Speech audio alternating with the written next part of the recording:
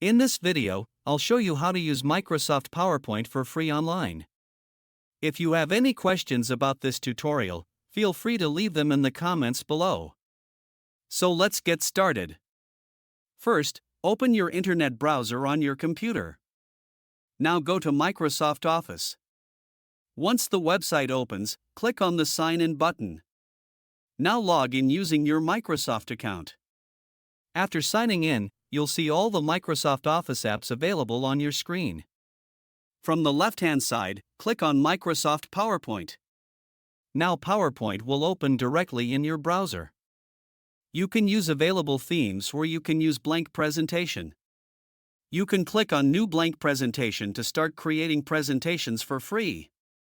The online version lets you create presentations, edit slides, add images and text, save your work automatically. And because it's browser-based, you don't need to install anything on your computer.